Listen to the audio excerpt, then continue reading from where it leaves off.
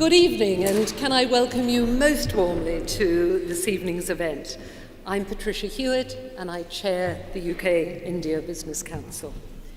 Shri Arun Jaitley, Honourable Finance Minister of the Government of India, Your Excellency, the High Commissioner, Shri Arun Jaitley, Dr. Jyotsna Suri, the President of FICCI, Rajan Bharti Mittal, Vice Chairman of Bharti Enterprises, and of course a former President of FICCI, Sir David Wright, Vice Chairman of Barclays, our two Deputy High Commissioners here, Dr. Virendra Paul, Deputy High Commissioner for India, and Kumar Iyer, Deputy High Commissioner for Britain in India, and all the many distinguished business leaders, parliamentarians, colleagues, and friends.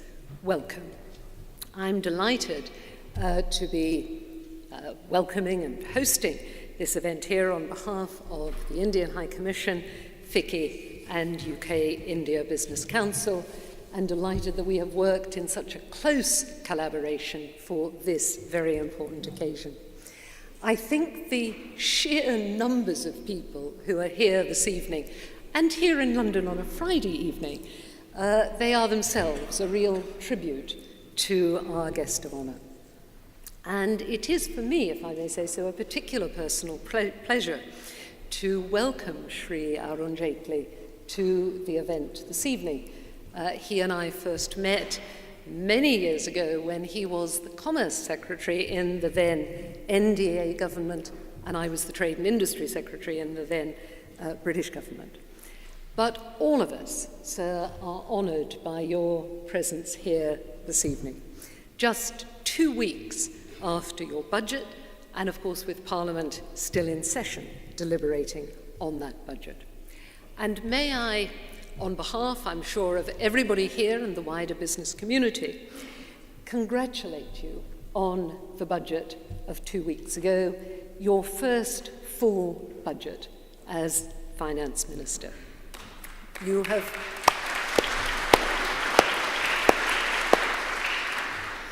You set out in that budget a huge ambition to propel India to sustained and sustainable double-digit growth.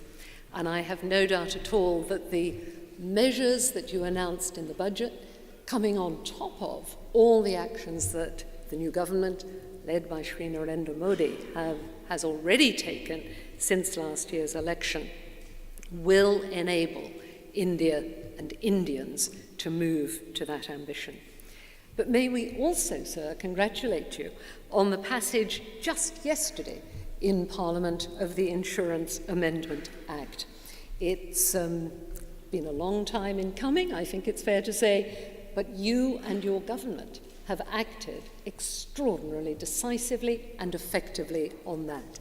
And that change, of course, has been hugely welcomed by many Indian and overseas investors, but of course British insurance companies, including Standard Life, the Pru, Aviva, many others, have long, for over many, many decades, played an extremely important role in India's insurance sector and will continue to do so, helping to mobilize those vital savings for infrastructure and other critical investment. And I'm delighted to say that it is one of those British insurers, Bupa, who have already announced, and indeed are the first foreign insurer to announce, that they will be taking advantage of the new Act in order to increase their investment in India. So we welcome that news, and I'm sure, sir, you welcome that very prompt response to the Insurance Amendment Act. The United Kingdom, of course, is the largest G20 investor in India, and I believe you heard at your breakfast discussion with the Chancellor of the Exchequer this morning that just in the last few years, over $8 billion of investment funding has been mobilised by UK financial institutions, much of it going into infrastructure projects, but also into many, many other sectors.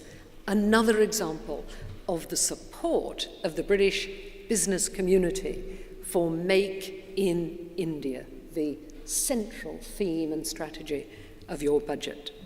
And there are, of course, already over 700 British companies, many of them very large, many of them have been there for decades, but over 700 British companies who are already making in India, investing in India, and employing in India. And equally, India is itself investing more in Britain than in the whole of the rest of the European Union combined. And it was the strength of that existing partnership between individual businesses and between our two economies that at the recent launch of the Great Collaborations campaign between UK and India led Shri Narendra Modi to describe the partnership between our two countries as an unbeatable combination. And you may have noticed on the flyer that you were all given, I think, as you arrived, that we have adopted that phrase, an unbeatable combination, as the strapline, the slogan, the inspiration, really, for the 2015 edition of the India-UK Business Convention that will be held in Delhi in September. That will be another milestone in this partnership, and I hope one where we will see many of you present. But strong though our partnership is, and huge though our investment partnership already is, there is far more to be done. And all of us, sir, are here because we want to see more investment, more trade, more business building, and more job growth in our two countries. And it's in that spirit that I invite you to address us this evening, and I invite all of our friends and colleagues here this evening to join me in giving a very warm welcome to His Excellency Shri Arun Jaitley.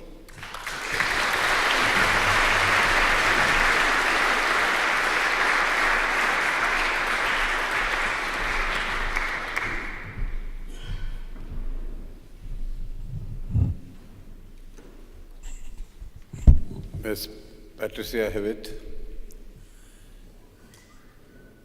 distinguished person of the dais, ladies and gentlemen.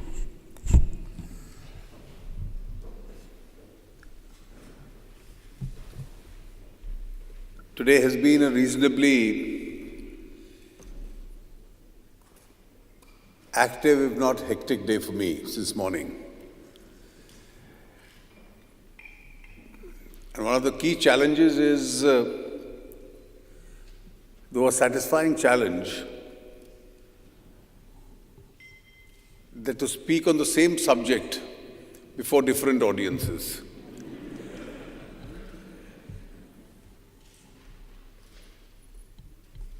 Well, this situation has arisen essentially because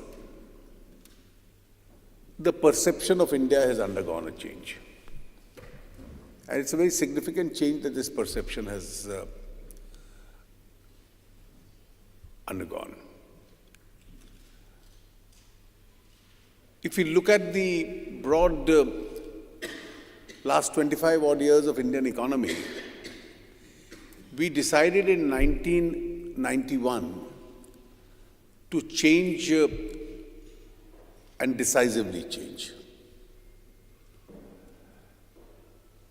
We decided to liberalize, we decided to unleash energies of Indians, we decided to unshackle ourselves from controls, and we started upon a journey which in some small or large measure we did pursue for almost the next 15 to 17 years. You had governments of different political complexions, a government headed by Mr. Narasimha Rao, you had a government of the United Front, then you had Mr. Vajpayee's NDA-led government, and finally you had a government led by Dr. Manmohan Singh of the UPA in power. I think the consistent direction in which we began in 1991, it's a different matter, where there are many people like me who feel that the journey starting in 1991 was already belated. It would have been better if it had started sometime in the early 70s. And had it started in the early 70s, probably the course of history would have been different. And China, in the 3-decade 9% plus average growth rate that it had, may have had a competitor. But then in 1970s, it was more populism, more sloganizing. And it's regrettable that the 70s and the 80s substantially became a wasted decade as far as the Indian economy was concerned.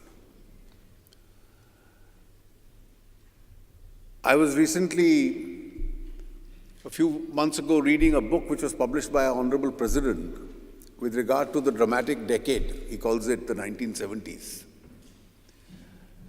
And just without agreeing or disagreeing, if you see the description of what was happening, whereas the world was deciding to liberalize, if you read that book chapter after chapter, you get the impression that the government honestly thought that if you confiscated the properties of smugglers or put a large number of people behind bars and managed to recover some additional taxation from them, India's economic problems would be solved.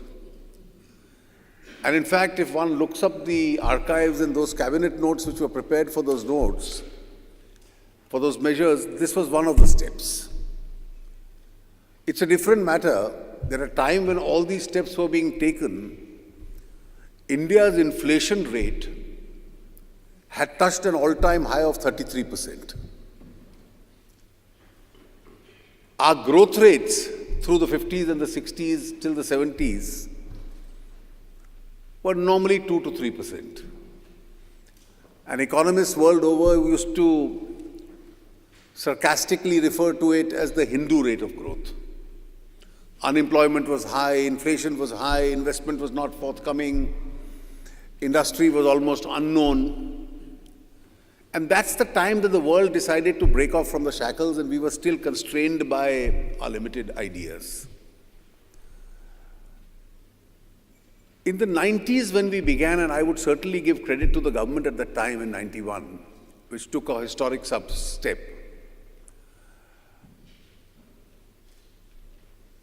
we pursued effectively for about 15, 17 years that course. And that had its impact. The footprints of that were so clear that towards the later part of the last decade, for almost 4 years in a row, we grew by 9%. We grew by 9% not because there were many policy decisions taken at that time, but because there was a huge impetus of that 1.5 decade of decision-making which had gone on, and we were probably on the right track. And somewhere we decided to blur our vision and go back to the politics of the 1970s. And I've been repeatedly saying that the fundamental mistake we made in that decade was that instead of concentrating on higher growth, more productivity, we thought that reallocation of the existing resource itself was enough, and therefore reallocation of existing resource would bring populism and hence bring votes. I asked one of the senior-most persons in the last government as to one of the most contentious laws brought by the government towards, or just on the eve of elections, as to what persuaded them to bring the changes to the land acquisition law. That farmers should be paid more for acquisition. I think everybody in India had accepted it. And therefore compensations needed to be increased. But why is it that we brought in a law which almost made land availability for housing, for industry, for infrastructure, almost impossible. And I got a reply that what had been then sold to the key decision makers was that this is a sure winning formulation for an election. But then between 1971 and 2014, India had changed. And India had changed, which was evident in the fact that the poverty rates itself had come down. India had become more aspirational. You had a very strong 35% or so middle class. You had a great aspirational class. You had people wanting to grow. And therefore, this populism itself was not sufficient. Let me start off because I think we are slowly overcoming some of the difficulties, and this remains one of the difficulties. Let me just start off with what this law is capable of doing to India.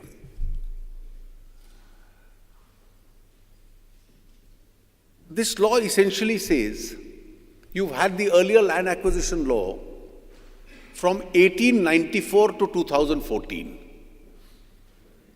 So what was a law which provided for an inadequate compensation worked itself for 120 years. Now, in those 120 years, the law needed to be reformed, but India's agricultural production didn't come down. You had acquisitions of land, you had creations of urban centers, you had industries, you had infrastructure. But India's agriculture growth, the quantums grew year after year. So the simple proposition that if you acquire land for infrastructure, India's food security would be challenged is belied by the fact that it didn't happen in the 120 years that the earlier law was in existence. Despite that law, we grew year after year.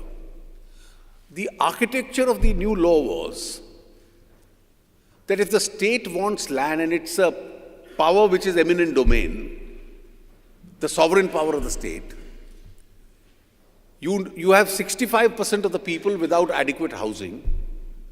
You have low quality infrastructure. You have a huge amount of industrialization yet to take place. From hospital to a graveyard, you need land for every activity. And suddenly you had a law which made acquisition not difficult, but I would say impossible.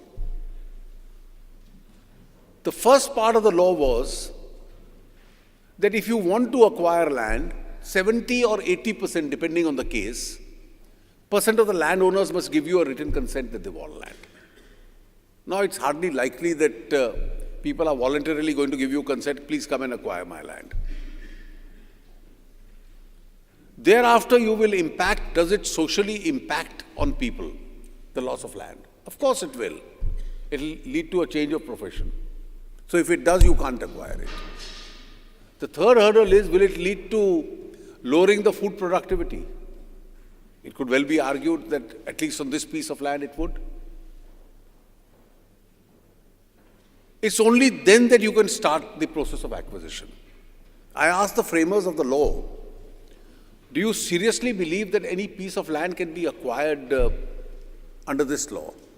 And they said, no, it can't be. How will then India grow? The answer is, well, you buy agricultural land, go to the chief ministers, use all kinds of methods, fair or foul, persuade him to change the user of the land. And that has been one of the biggest malpractices that has taken place in India. Now, it was this mindset, and I'm only giving an illustrative example. Let me give another example. If one picks up and reads the correspondence between the then Prime Minister and the then Telecom Minister when the spectrum was being auctioned, you knew that the Prime Minister, you can read between the lines that the Prime Minister knew that there is foul play which is on. This very simple answer is, please go in for a process of auctioning. It's a natural resource. The state will get money. Nobody will come to the Prime Minister, nobody will come to the Minister, no ministers will go to the jails, no Prime Minister will ever be summoned by a court. for misusing a discretion. So please do it by a transparent market mechanism. But there was a sense of helplessness in doing so. With regard to coal, the former Prime Minister announced the decision that it must go by auction within 2 months of becoming a Prime Minister. Until for 10 years when he relinquished office, you still didn't have an auction. In fact, I am given to understand that the party in power used to issue chits, and whoever got that slip for a collateral consideration got the land, got the mine. So I told somebody that this was another form of the chit fund scandal in India, that you give chits and get a fund, and the mines go in the process. This is exactly what was happening. Now, how do we allow this system to continue? The same with regard, our mineral law says, which was framed when nobody had a demand for Indian mineral, because there was no industry, or there was inadequate industry. So you were wanting people to come in and take the mining rights. So the law which was then drafted by the British said, well, let it be done on a first come, first serve basis, because nobody comes to ask for mineral here. Whoever comes, let us lump it on him. But in 2014 and 2010, India had changed. The world wanted this valuable mineral. Our own industry wanted it. The actual users wanted it. The state wanted it. What is it exactly that Prime Minister Modi's government is trying to do in all this? So in the land acquisition law, we are saying, please pay them 4 times the market compensation. There is no difficulty. The farmers must get their due. The law had 13 exceptions to this onerous procedure. We've added 5 more. What are the 5? The defense and security of India. Now, under the present law, if land is required for India's defense, security, nuclear, strategic programs, there is no provision in this act for getting it. I was given the responsibility, additional charge of the defense ministry for about a couple of months. And one of the most difficult cases I came across was that we needed land for strategic purposes. Now, we can't disclose the purpose of acquisition. We can't disclose where those installations are going to be made. And then I looked the act 5 times over and backwards, and there was no provision in this act for allowing me any exemption. So I must first have a social impact assessment. I must have 80% people signing as to whether their private rights are on a higher footing or the defense and security of India should be taken at a higher range. One of the most successful programs Mr. Vajpayee launched was the rural roads program. We call it the Pradhan Mantri Gram Sadak Yojana. Now, under this act, for rural infrastructure, rural roads, irrigation, rural electrification, no land can be acquired. So India's villages will continue to live in darkness without roads, without irrigation. Irrigation is not an exempted purpose. And one of the biggest challenges to get India out of poverty is to spend a lot more money into irrigation. And one of the factors that I regret, even in the present budget, that if I had more money in my pocket, that's one area I would have liked to spend more. But with this law in place, I can't spend that money because irrigation projects, land cannot be allotted. The law is so unrealistic. 65% of people without housing have to come into urban, semi-urban areas. From huts and village homes, they aspire for better. Low-cost housing and affordable housing is not an exempted purpose. That's the 4th purpose. Now, all these are purposes which are going to help the en masse shifting and the improvement in the quality of life of rural India. One of the purposes is industrial corridors. Now, just as the Delhi-Mumbai corridor is being built, when you build a corridor, it's a narrow corridor, 500 meters or 1 kilometer on either side of the road. The entire rural area on both sides gets developed. Their land values go up. Infrastructure, at least cities have some infrastructure, the villages have no infrastructure. That's where it's to be built. So each one of these exempted purposes is going to help rural India. The other laws, besides insurance, which got approved, that all states which produce mineral, which produce coal, they will be allocated only by auctioning, will get a huge amount. And the amount is now proved.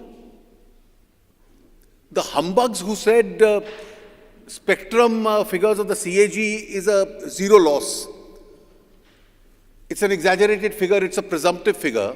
In fact, it's now proved that Mr. Vinod Rai was being very kind to those in power when he said that 1,86,000 crores is being lost in the coal mine auctions. With only 33 out of the 200 mines auctioned, we've already collected 2,07,000 crores.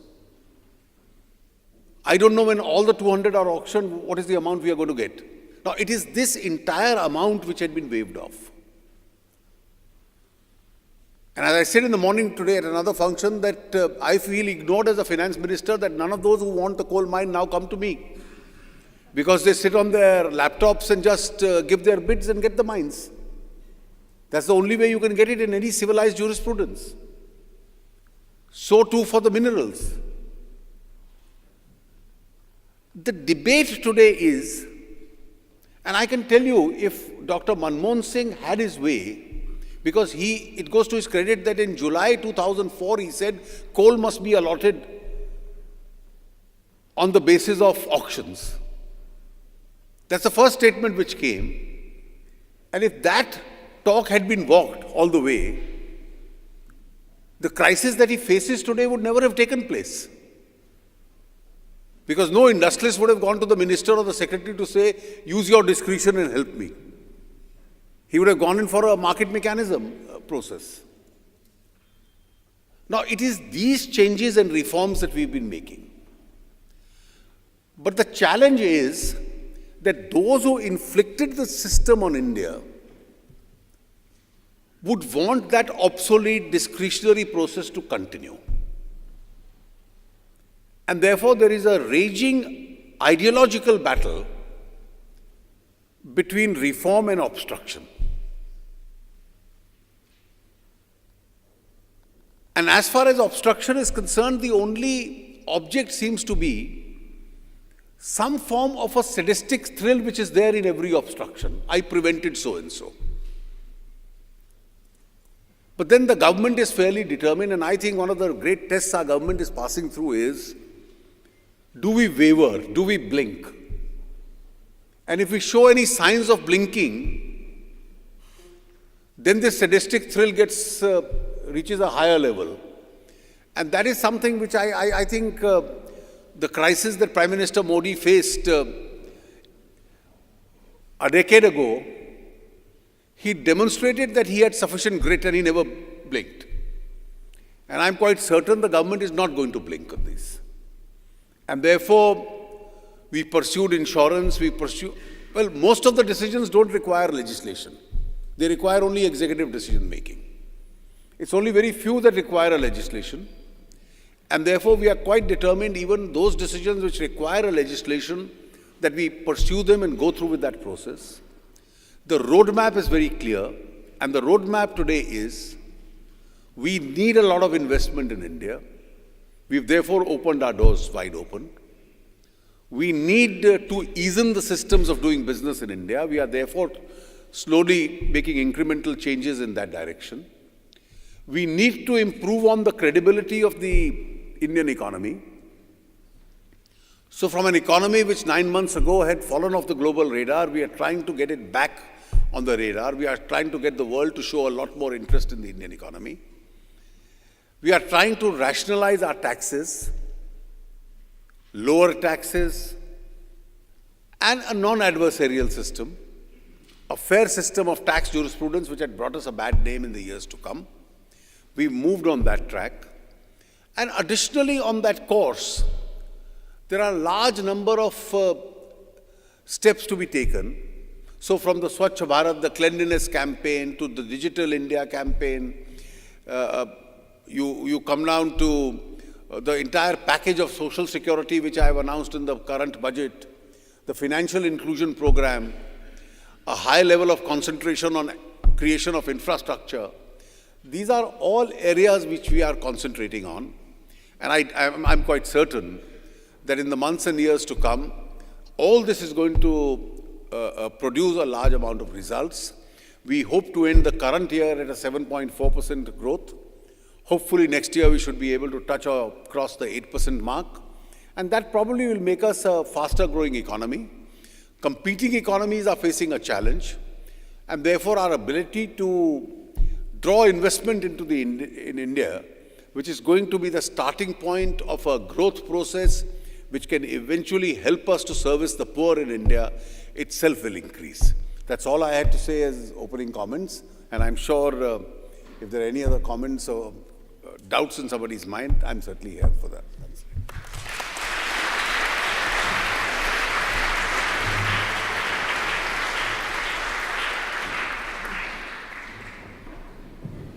As the Minister indicated, he's very generously said that he's very happy to take comments and respond to questions. But before we come to that, and we're going to make sure we've got plenty of time for that interactive involvement, before we come to that, I would just like to start by asking two of our panelists for very, very brief comments on the budget. First of all, Rajan Bharti Mittal, just sum up for us the Indian business response to Mr. Jaitley's budget. Well, I have to say that good part is that the corporates and the governments are aligned, that it cannot be like a Bollywood movie that you want to see the opening day where it hits. I think the budget has drawn a very long-term vision for India. So it's not a budget for this year in particular, if I may say, but it sets a roadmap for the coming years of the government that it is going to be there. So if you see the corporate tax, it's been talked about that it will be brought to the levels that most of the Asian peers are at that level, with all the exemptions being taken off. I think that's a great start. Of course, corporates always like more on the table. We would have loved it if it started this year. But as the finance minister has taken the previous government, there are enough challenges on social security he's talked about and other issues that he has to manage. Good part is that the fiscal deficit red lines drawn by the previous government, while keeping that in mind, he still has put money in the hands for infrastructure development. That means more growth, more jobs, more industries around that. That's good news for us. Lastly, if I may say, the tax prediction and predictability, which is much desired and required by the corporates and business people who come and invest in our country.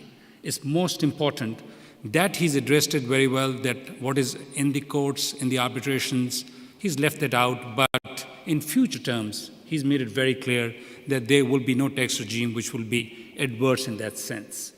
And a good part of this government, I have to say, with both the finance minister and the prime minister, they are very clear. Growth, development, and good politics can go hand in hand. So that's a great statement coming from the government to say, we welcome corporates. And I think that gives a huge edge, not only to the Indian corporates who are here invested, but our future potential partners and investors who come into India. We will be there standing by them if there are any issues. So I think totally it's a great budget, if I may say. Rajan, thank you.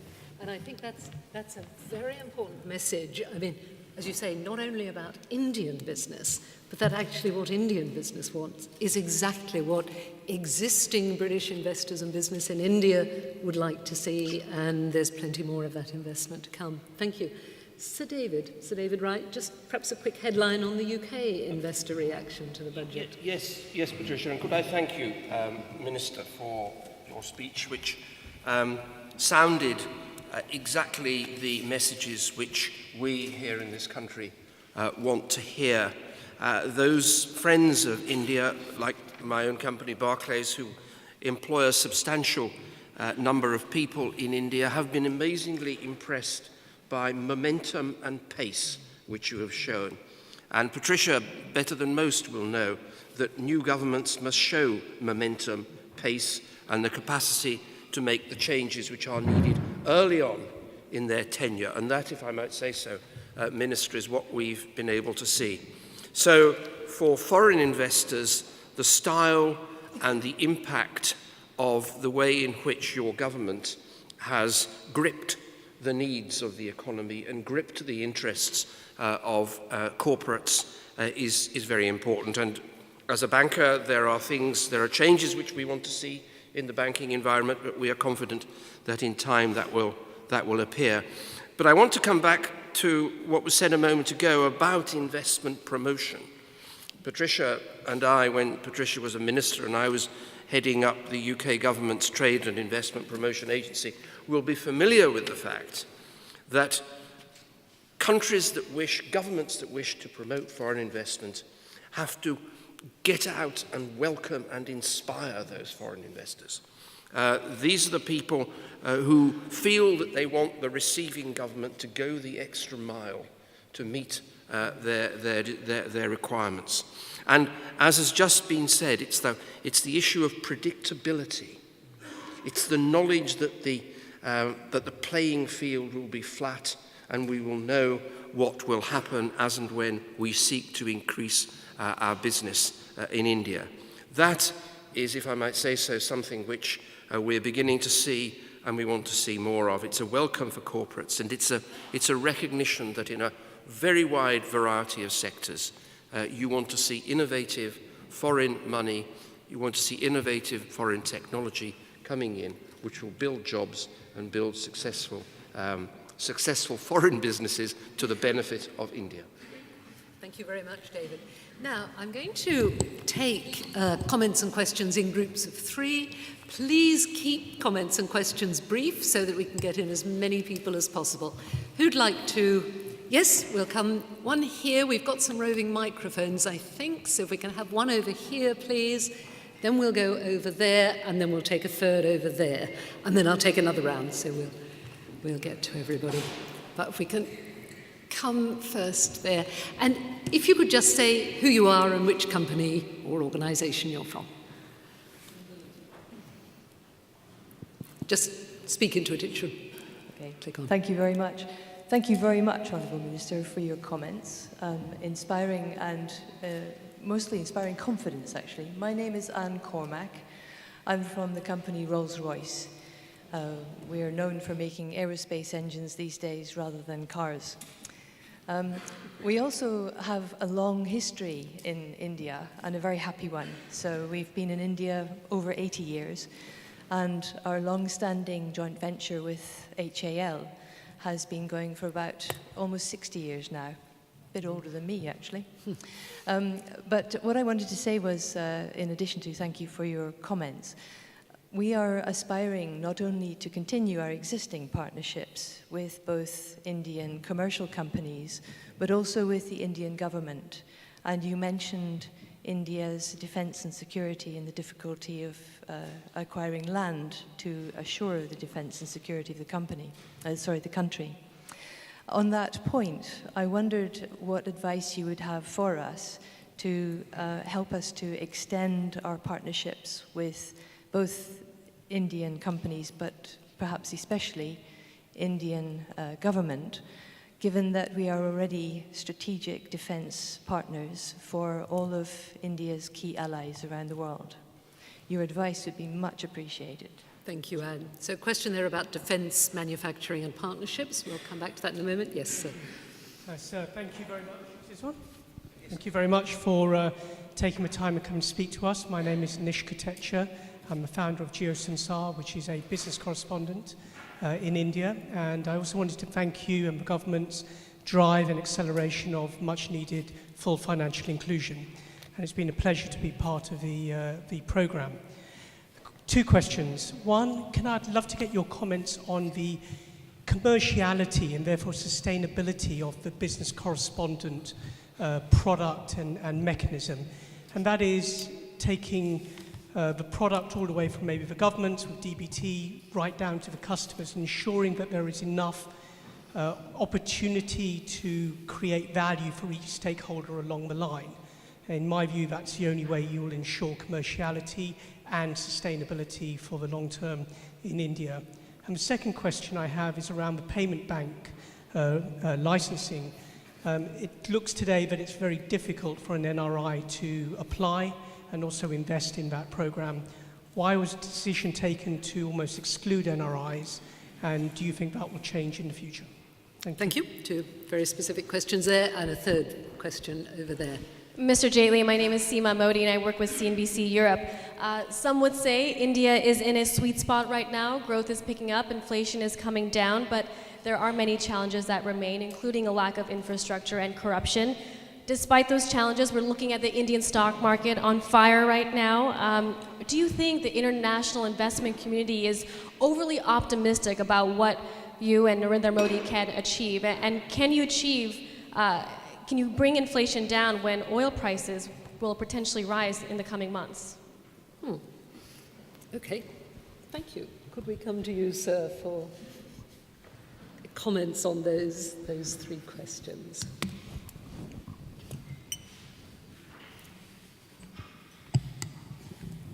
That should be fine there. Well, as far as the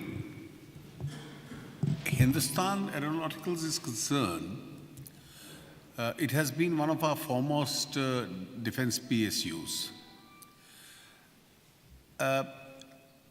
There's a conscious change which we brought about in the defense manufacturing policy. When Mr. Vajpayee was in government,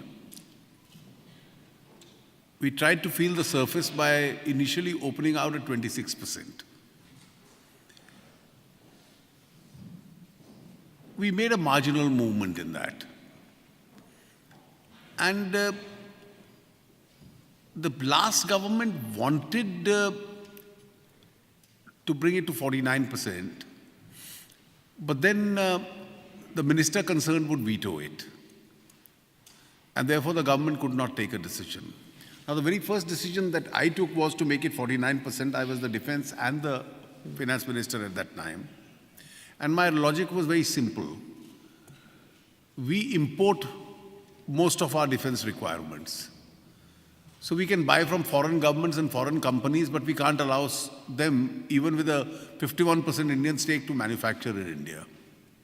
I am also conscious of the fact that there would be some IPR issues, some exclusive technologies, which would not be willing to come in at 49%. And therefore, we kept a leeway in the policy by saying that in a case-to-case basis, you can even go up to 51%. Therefore, India is going to see a lot of activity as far as the defense sector is concerned, the local manufacturing is concerned. To show our bona fides that we want to make India into a defense manufacturing hub, during my brief period as the defense minister, there were at least 2 orders, one for aircrafts and one for helicopters, where we put a condition that only Indian private sector can apply, so that they'll necessarily enter into necessary joint ventures with foreign partners and then start applying, so that domestic capacity building in the defense sector builds up. What if the defense PSUs also want to go in for a joint venture? Will the government allow that? My view is it would, in such a situation, if they ever wanted to get into this. Therefore, if you've already got a 60-year-old relationship, this is just the wrong time to break it. Because the best of that relationship is going to take place. I don't think there's any danger of that. Well, business correspondence, I didn't understand the question in the context of the banking sector. You see, we developed this as an alternative option. You have the brick and mortar bank branches, you have the ATMs, and those dark areas which have neither of the two, you have a business correspondent who's a mobile banker. He's a bank in himself, and therefore he goes and opens accounts, he gives you cash, he takes your deposits, etc.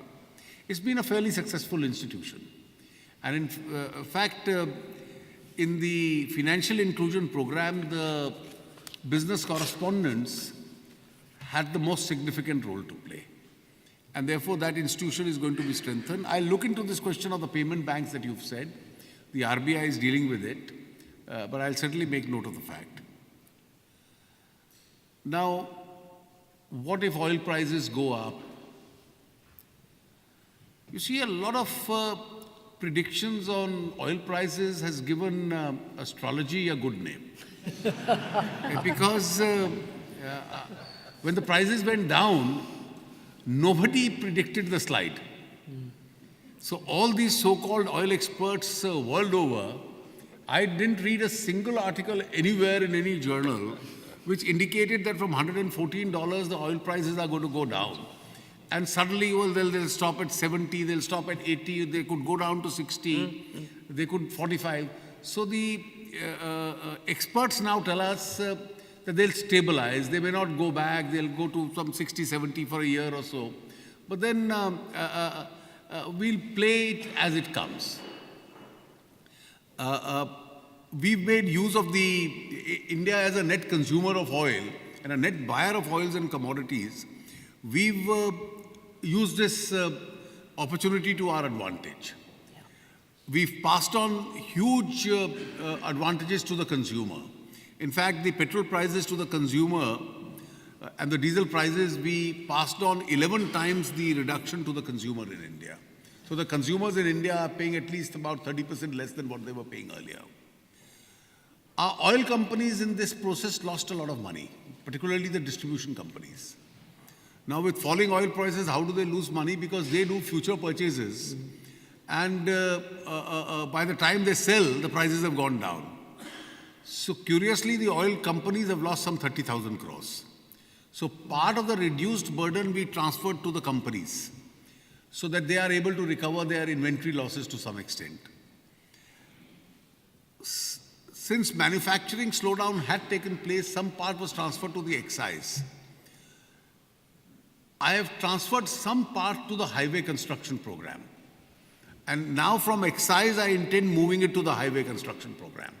So this will be a part of the public spending going up in order to rejuvenate the economy. Since you need it in infrastructure, we are going to make use of the reduction of the oil prices in both funding highways and railways. Because that fund which we have directly goes into those sectors. Wonderful, thank you.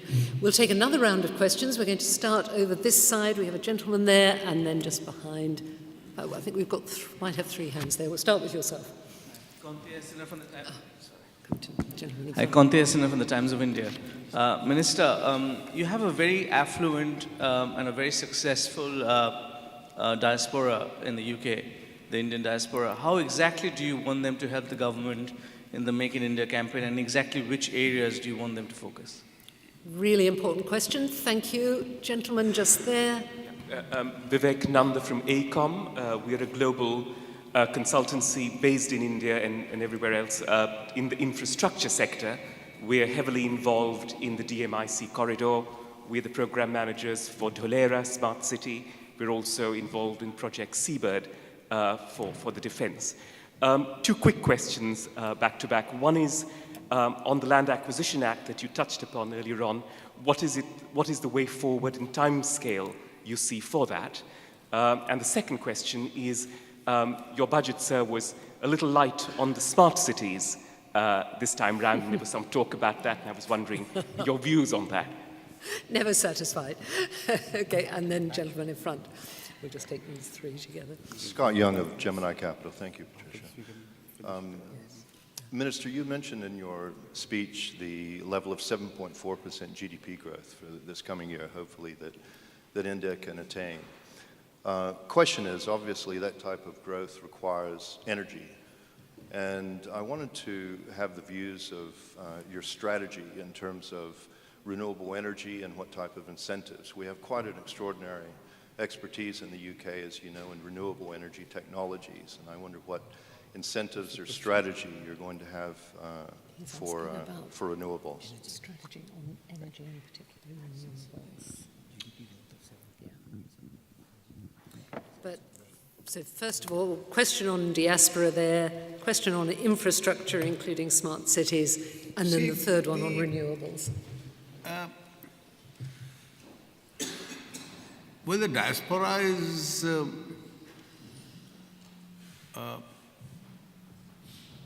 has a very unique position for more than one reason.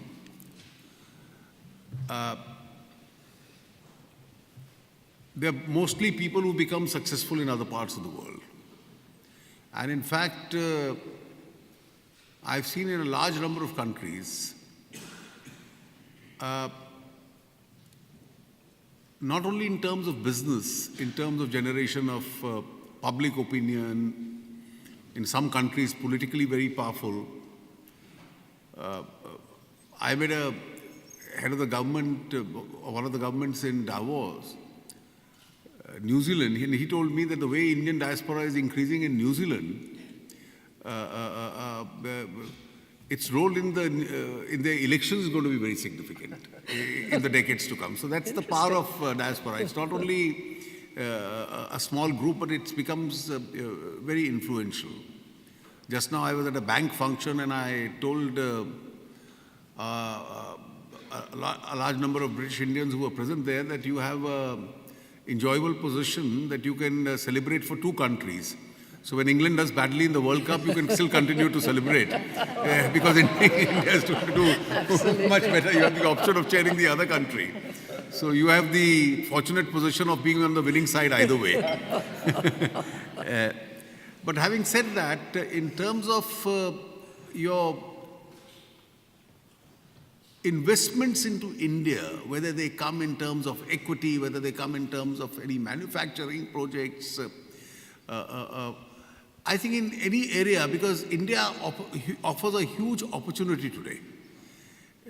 And that opportunity would be available. You could actually invest in a long-term equity in infrastructure without physically being there if you have surplus funds available. You asked a question on infrastructure. I'll just be a little more detailed. It's for the first time that we are now taking a lot of interest on this larger question of how infrastructure is going to be funded. So infrastructure investments are long-term. You seriously don't expect private sector to suddenly bring the money and say, we'll bring infrastructure, particularly when the economy has gone through a slowdown period. And therefore, we are conscious of our responsibility. Now, I had a very difficult challenge this time. Rajan mentioned just now in terms of fiscal deficit, and the challenge was the Finance Commission has given 10% extra funds out of the total tax pool to the states. So compared to last year, I was 10% less affluent. I had 10% lesser resource with me. So obviously, monies would have come down. The country as a whole has a much larger resource, but the central government's resource had gone down. And therefore, I could not be seen cutting on crucial sectors. And notwithstanding that limitation, I still maintained a huge escalation as far as infrastructure funding is concerned. So one, I gave it a much larger budgetary support. Two, I have now told them that they can come out with tax-free bonds which they'll have to repay back themselves, but the revenue will take the hit in terms of the tax sacrifice.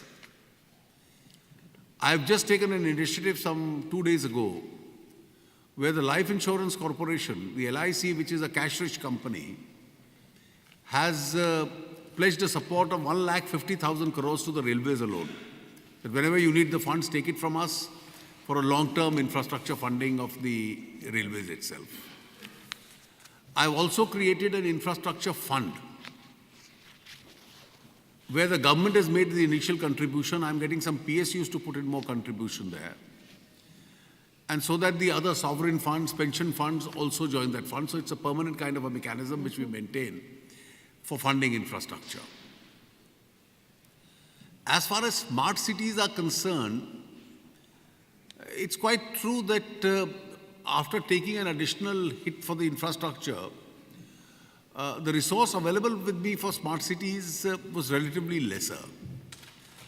But then in creation of smart cities, land is going to be a big resource. Therefore, when you have land, and that land itself gets converted into a change user, a commercial land, an institutional land, a residential land. So the ability of government to, or that smart city structure to raise monies out of that land is going to be much larger. Now look at the manner in which Mr. Chandrababu Naidu is creating the capital of the new state of Andhra Pradesh. He is resorting to what's called a pooling of a large amount of land. So you please give me your agricultural land. I'll convert all this into the capital city land. And this agricultural land as residential or commercial land, a certain percentage of it will come back to you. So he's devised an ingenious method of, and a large number of commercial and residential developers would like to get land in the capital of the state. And Andhra Pradesh is going to be a successful state. Therefore, he is using the land pooling and conversion of that land and return of a certain percentage of land converted from agriculture to commercial or residential as a resource for creation of that land itself. So these kind of instruments are available to a lot of people. Well, as far as energy is concerned, in terms of power, coal has been our conventional sector. We'll certainly have to rely on coal, and now with coal mining increasing, the coal will be available. But we want to at the same time disincentivize coal because it's not environmentally, ecologically very friendly. So we've imposed a certain category of carbon taxes on coal. And that carbon tax that we get is going for another environmental purpose, the Clean India campaign. So whatever we earn as taxes on coal is getting into the Coal India campaign. That's one of the budget proposals. And lastly, we are encouraging renewable in a big way. So over the next 1 decade, our renewable energy program is going to be massive. The Power Department is putting its head together into that. Good. Thank you very much. Minister, I am very conscious of time and you've been hugely generous. If I may, I want to take one final question from one of the leading members of the diaspora here, Dame Asha Kemska. So we can just have the microphone down the front here. My name is Asha Kemska. Sir, thank you for coming here and sharing your thoughts with us. I'm sure you will agree with me that in propelling the growth of any country, the key part is its people. India is a fortunate country with a huge capital, human capital. What I want to hear from you, in your roadmap, in propelling the growth of India, what investment is being made in developing, growing people, changing their mindset, their attitude, and above all, the skills needed. Dame Asha, of course, is the principal of one of our most innovative and successful further education colleges within the East Midlands. Well, I didn't refer to it in my comment, all the programs. But skill development program has been formally adopted as a national program. And now we have a full ministry of skill development. So you had skills being developed in 20 different departments of the government. They've all been taken out and they've been put together.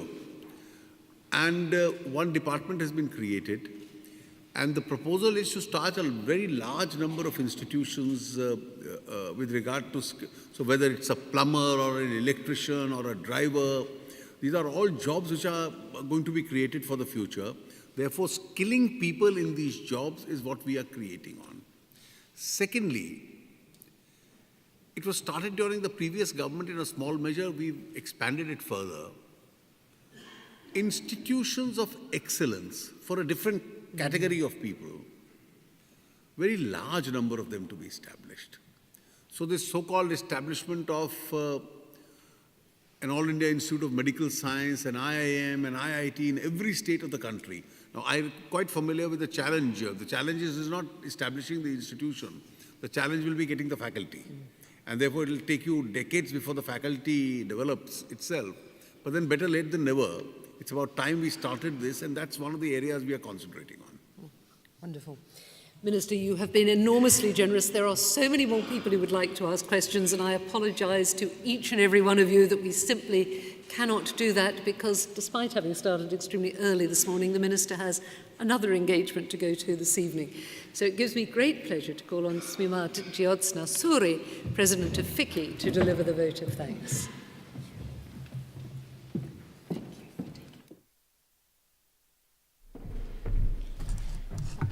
Shri Arun Jaitley, Honourable Minister of Finance, Government of India, Sir David Wright, Shri Ranjan Mathai, Patricia Hewitt, Rajan, ladies and gentlemen, we have come to the close of a very interesting session which has provided greater insights into potential investment opportunities in India. We all agree that the Government of India remains committed to taking India to the higher level of growth and development. Various reform measures initiated by the government and the highly progressive agenda set by the latest union budget are bound to unleash India's economic potential. In fact, FICCI is already driving multi-sectoral agenda with the UK and leading India-UK Joint Working Group on Smart Cities, as well as the Group on Education and Skills under the aegis of India-UK JETCO. As always, FICCI would be delighted to continue facilitating bilateral business cooperation between the two countries. I thank UKIBC and the Indian High Commission, who together with FICCI have organized this event. Thank you, Patricia Hewitt, Mr. Ranjan Mathai. Sincere gratitude to our Minister, first to Mr. David Wright and, of course, Mr. Arun Jaitley for sharing his views with us. But most importantly, ladies and gentlemen, on behalf of FICCI, I thank you all for being with us this evening. Namaskar.